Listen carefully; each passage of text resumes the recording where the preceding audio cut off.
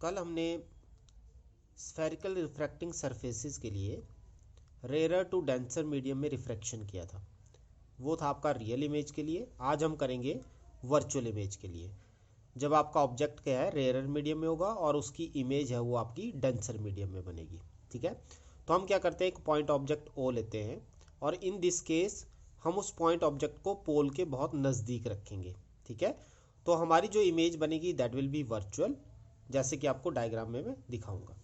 तो ये आपकी इमेज रहती है। इसमें अगर आप इसको ध्यान से देखो तो आपका जो ऑब्जेक्ट है वो पोल के बहुत नज़दीक है। पहला इसमें केस ये लेना है आपने कि पोल के बहुत नज़दीक लेना है। फिर दूसरे केस में कहता है कि जब आपका ऑब्जेक्ट यहाँ पे स्ट्राइक करेगा, जो लाइट इंसिडेंट होगी इससे सरफेस के ऊपर, वो आपकी टुवर्ड्स नॉर्मल बेंड होने की कोशिश करेगी। अब ये नॉर्मल कहाँ है, ये नॉर्मल आपका ये रहेगा सी से हम नॉर्मल ड्रॉ करते हैं।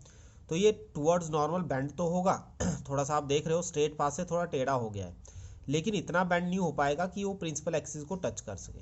तो अब क्योंकि यहाँ हमें कोई स्कोप नहीं लग रहा है कि वो प्रिंसिपल एक्सिस को यहाँ टच करेगा, तो हम क्या करते हैं, उसको बैकवर्ड डायरेक्शन में मीट करते हैं और बैकवर्ड डायरेक्शन में वो आई पे जाके मीट होगा। तो ऐसा लगेगा कि जो आपकी इमेज है वो यहाँ पे लाई कर रही है, जबकि एक्चुअल में वो इमेज आपकी कहाँ बनेगी, इन्फिनिटी पे जा। यहाँ से अगर हम इसको फॉरवर्ड करें तो वो इमेज आपकी प्रिंसिपल एक्सिस पे कहीं नहीं बनेगी, लेकिन हमें ऐसा महसूस होगा कि वो इमेज आपकी बैकवर्ड पीछे की तरफ को जाके बन रही है।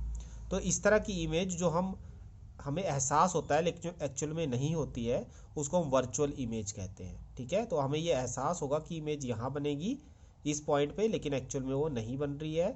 तो इस तरह की इमेज को हम नाम देते हैं वर्चुअल इमेज। ठीक है, फिर आपके डायग्राम वही है। वर्चुअल इमेज आपने ऑब्जेक्ट के साथ अल्फा एंगल बनाना है, वर्चुअल इमेज के साथ बीटा, और आपका जो आपका ऑप्टिकल सेंटर है सी, इसके साथ आपका गामा डायग्राम बनेगा। ठीक है, और आई और आपको अपने बड़े अच्छे से डिफ्रेंशिएट करना है। जो नॉर्मल है उसके साथ आई और आर आपके बनते हैं। ठीक है, नॉर्मल के साथ तो ये आई बनेगा आपका इंसिडेंट एंगल के साथ। ये देखो ध्यान से, इंसिडेंट एंगल के साथ आपका आई एंगल, और जो आर है वो आपकी रिफ्रैक्शन के साथ आर एंगल बनेगा। ठीक है, तो बनाना आपने एक्चुअल रिफ्रैक्शन के साथ ही आर एंगल, ये बैकवर्ड वाले को नहीं कंसीडर करना ज़्यादा। और आई आपका बनेगा इंसिडेंट एंगल का, इसलिए इसको ध्यान से देखना है। नॉर्मल के साथ आपकी इंसिडेंट रे जो एंगल बनाएगी, ये आपने बड़े अच्छे से समझ लेने हैं। ठीक है, फिर जैसा कि मैंने आपको कहा है स्नेल्स लॉ में ये वाला मीडियम μ1 है और ये वाला मीडियम μ2 है। तो स्नेल्स लॉ में हम μ1 और एंगल कितना है साइन आई, और μ2 और ये एंगल यहाँ पे क्या है साइन आर। तो ये हमारा फर्स्ट स्टेप रहता है from snell's law, μ1 sine i is equal to μ2 sine r. फिर अगर एंगल स्मॉल है तो μ1 i is equal to μ2 r आपका हो जाएगा। फिर नेक्स्ट स्टेप में हम AM लेते हैं परपेंडिकुलर टू OI, ये आपका AM है। ठीक है, इसको आपने परपेंडिकुलर लेना है इसके ऊपर, इस लाइन के ऊपर। ठीक है, इस परपेंडिकुलर का हमें एडवांटेज क्या रहता है कि हम जो अल्फा बीटा और गामा एंगल हैं, ये हम टेंजेंट अल्फा टेंजेंट बीटा और टेंजेंट गामा इनको एज्यूम कर लेते हैं, और उन सब के लिए आपका परपेंडिकुलर कॉमन हो जाता है AM। ठीक है, तो ये परपेंडिकुलर का काम करेगा। तो जैसे हम यहाँ पे क्या करेंगे, सबसे पहले हम करेंगे आई और आर के लिए रिलेशन निकालेंगे। ठीक है, तो मैंने जैसे आपको कहा है आई है आपका इंसिडेंट एंगल, तो ये ऑब्जेक्ट बनाता है, तो इसलिए हम ऑब्जेक्ट के साथ सी का ट्राइंगल लेंगे, तो ये बनेगा AOC। ठीक है, तो ये आपका पहला ट्राइंगल आ गया OAC या AOC। अब इसमें ध्यान देने वाली बात ये है कि जो आपका एक्सटीरियर एंगल है वो है आई, एक्सटीरियर एंगल आई है, और इंटीरियर एंगल है अल्फा एंड गामा। तो आई किसके बराबर होगा, जैसा कि मैंने आपको कहा है आई होगा इंटीरियर अपोजिट एंगल के सम के बराबर। तो आई आ जाएगा आपका अल्फा प्लस गामा या गामा प्लस अल्फा। ठीक है, फिर आपने दूसरी ट्राइंगल लेनी है IAC। अब IAC देखो कहाँ पे है, तो ये आपका I और यह है A और ये है आपका C। ठीक है, तो IAC को आप ध्यान से ऑब्जर्व करो, तो IAC में एक्सटीरियर एंगल R आ रहा है। ठीक है, बाहर वाला एंगल, जो इसको लाइन को अगर आप आगे मिलाओगे और इसको आप यहाँ मिलाओगे तो दोनों के बीच में एंगल क्या बन रहा है, R। ये बाहर बन रहा है, तो R होगा बीटा प्लस गामा के बराबर। तो नेक्स्ट स्टेप में हम करेंगे R equal to gamma plus beta. ठीक है, तो इनको आगे पीछे लिख सकते हैं। फिर इक्वेशन 1 जो आपकी है ये वाली, ये इक्वेशन बन जाएगी इन वैल्यू को पुट करके, μ1 gamma plus alpha, μ2 gamma plus beta. तो जैसा मैंने आपको कहा आपने इनको टेंजेंट मानना है, टेंजेंट को हम परपेंडिकुलर ओवर बेस ले लेंगे, ठीक है। तो परपेंडिकुलर आपका रहेगा AM अपॉन MC, ठीक है। और जो गामा वाला केस है, जैसे आप एंगल देखो गामा कहाँ पे है, ये गामा आएगा AM और इसका डिस्टेंस कितना हो गया MC, M से।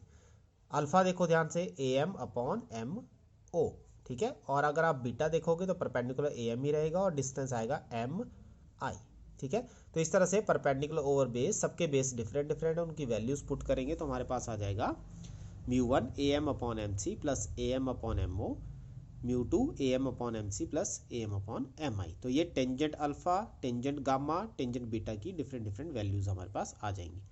AM आपका सब में कॉमन है, कट जाएगा, हमारे पास रह जाएगा 1/MC plus 1/MO is equal to 1/MC plus 1/MI। बाहर आपने μ2 और μ1 से इनको मल्टीप्लाई किया हुआ है। अब नेक्स्ट स्टेप में ये कहता है कि अपर्चर बहुत स्मॉल है तो हम M को क्लोज टू P मान लेते हैं। जैसा कि मैंने आपको कहा ये M और P बड़े नज़दीक हैं, इसलिए हम M को रिप्लेस कर देते हैं P से। हम एज्यूम कर लेते हैं कि M और P एक ही पॉइंट पे लाई कर रहे हैं, ठीक है। तो हमारे पास जो जहाँ पे आपका M है वहाँ पे हमने P टर्म को रिप्लेस कर देना है। तो अगर इसको मल्टीप्लाई करेंगे तो μ1/PC plus μ1/PO, μ2/PC plus μ2/PI, ठीक है। अब आपने साइन कन्वेंशन यूज़ करनी है। तो साइन कन्वेंशन में अगर आप ध्यान दो, हमारे पास ऑब्जेक्ट O और इमेज दोनों ही आपके पोल से लेफ्ट साइड में लाई कर रही हैं, तो दैट मीन्स U भी नेगेटिव होगा और V भी नेगेटिव होगा।